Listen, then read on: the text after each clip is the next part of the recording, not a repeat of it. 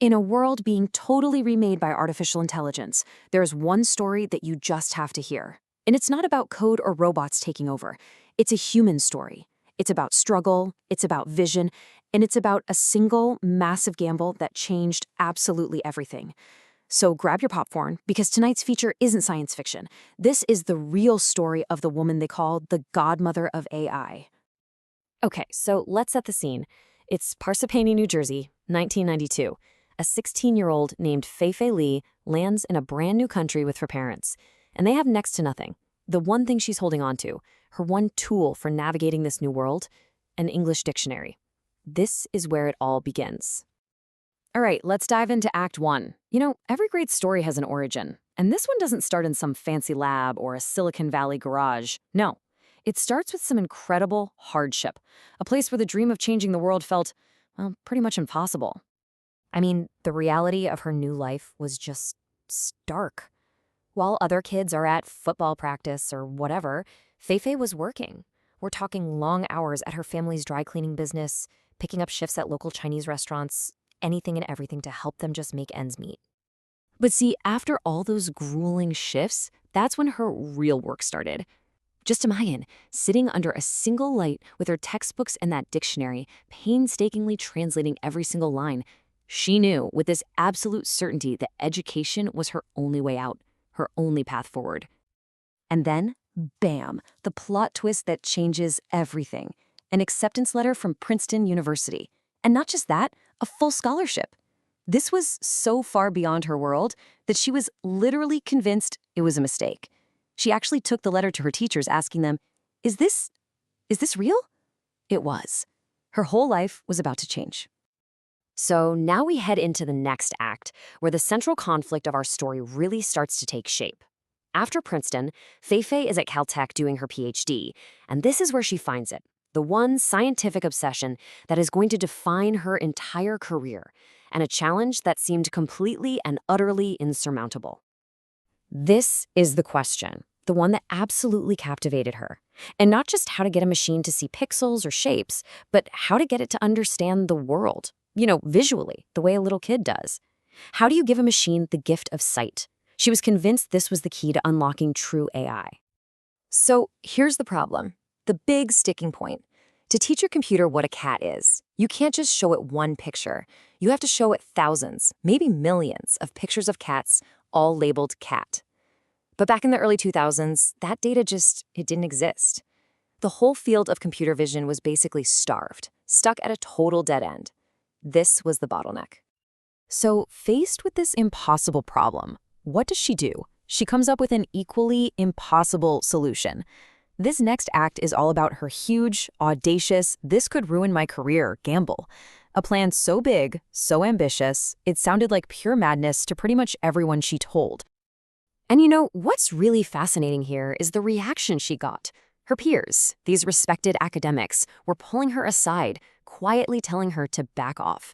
They told her she was wasting her time, that a project on this scale was just a distraction that could kill her young career before it even got started.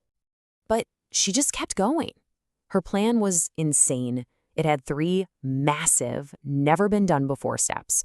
First, map out the world of objects. We're not talking a few dozen, but tens of thousands of categories.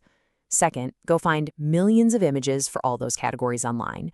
And third, and this was the stroke of genius, use the internet to pay thousands of people all over the world just a tiny bit of money to label every single one of those images. And now we get to the climax of our movie. This is the moment where years of work, all the doubt, all the incredible risk, it all pays off. This is the moment that Fei-Fei Li's project, ImageNet, doesn't just push AI forward, it kicks off the revolution that we are all living through right now. Now, this wasn't some overnight success story. The project kicked off way back in 2007. For years, she and her team were just grinding away, pretty much in obscurity. They released the database in 2009. But the real explosion, the moment that changed everything, came in 2012 at the annual ImageNet competition. A team from Toronto submitted something called a deep neural network, trained on her massive dataset. And what happened next just stunned everybody. And this chart just shows it all. Before 2012, the very best computer vision systems had an error rate of over 25%. That 2012 model, it dropped the rate to just 15%. This wasn't a small improvement, it was a quantum leap. It proved, once and for all, that with enough data, her data, this whole deep learning thing actually worked.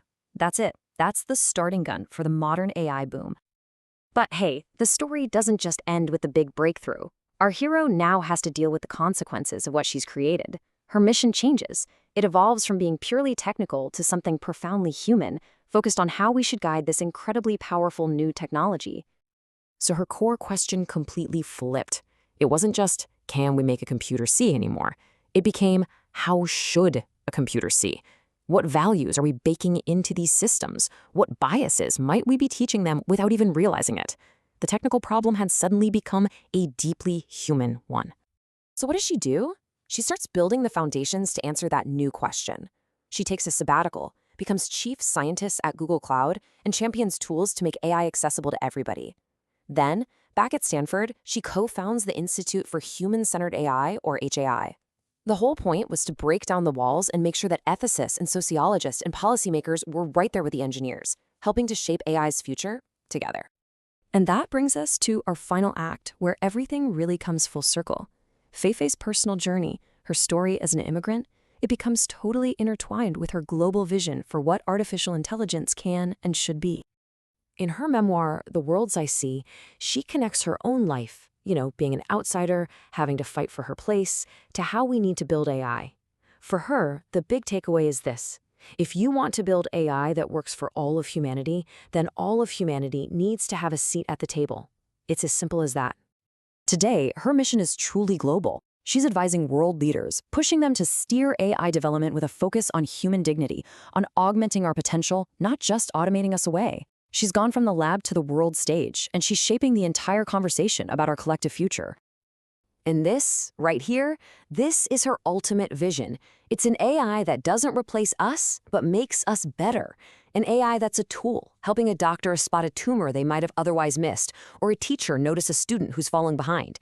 An AI that helps us see our own world just a little more clearly. And so our story ends with one final shot that brings us right back to the beginning. It's just a powerful reminder that the incredible worlds we build are firstborn in the worlds we dare to imagine. For Fei-Fei Li, that imagination, forged in a New Jersey dry cleaner's shop, didn't just change her life. It gave sight to the machines that are now changing all of ours.